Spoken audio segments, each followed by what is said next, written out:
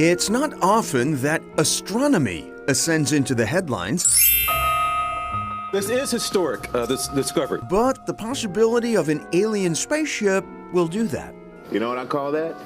Alien. The cause, an unidentified flying object tracked in late 2017 tearing through our solar system with unexpected speed. Unbound by the elliptical orbit of a normal solar system object, no, whatever this thing was, it came from somewhere else. The first interstellar object ever observed in our solar system. This object looked so strange to me that at some point I thought to myself that it needs to be put on the table, this possibility that it was manufactured by an advanced technology elsewhere rather than being of natural origin. If Avi Loeb's theory sounds a little out there, well, many of his peers agree. And of course, my colleagues had an issue with that because a lot of people have a prejudice. It's never aliens. So of course, if you never expect something unusual, you will never discover it. You may have noticed Loeb isn't wearing a tinfoil hat. In fact, he chairs the astronomy department at Harvard. And people were wrong over the centuries on many things. They even put Galileo in house arrest. Astronomers at the University of Hawaii first discovered the object and named it Oumuamua, Hawaiian for scout or messenger. But since it wasn't noticed until after it was on its way out of the solar system, there are no pictures. Best guesses are that Oumuamua is a few hundred feet long, shiny, and shaped like a cigar or possibly a pancake, dimensions that would argue against its being a meteor or a comet. All of these facts together suggest that it's nothing we have seen before. Well, it's sort of a high-level UFO, right? I mean, it falls into that category beautifully. Michael Mandillo, professor of astronomy at BU, isn't offended in the least by Avi Loeb's controversial theory.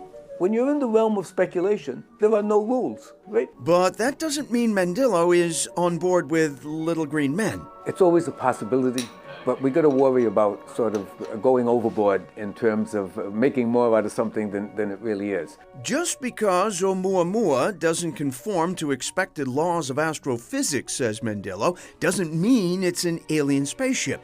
Far likelier to him, some natural process we simply don't understand yet. We got to learn that lesson all the time, that everything out there isn't exactly a duplicate of what we already know.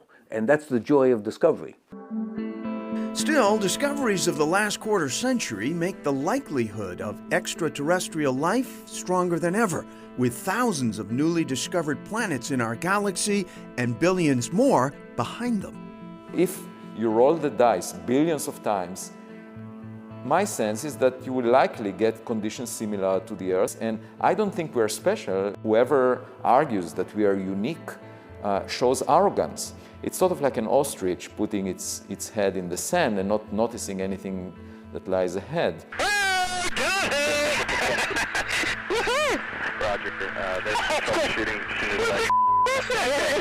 It's hard to ignore reports from seasoned military pilots, and there have been many. I was weirded out. Retired Navy Commander David Fravor of Windham, New Hampshire, 18 years a fighter pilot. Fravor was patrolling the coast of San Diego with another F-18 Super Hornet when the two jets came face to face with something that defied explanation. It looks like a 40-foot-long Tic Tac with no wings. A craft shaped like a Tic Tac hovering about 50 feet over the Pacific Ocean. Fravor spoke with New Hampshire Chronicle. So as we get to about here, about 12 o'clock, and we're descending, it goes, and it turns like this, and it starts to mirror us, and it starts coming up. So I'm like, all right, that's pretty wild. So I go like this, and it's about the time I start pulling my nose onto it, at about here, it goes, and it's gone. It is one of the most credible encounters with a possible UFO on record.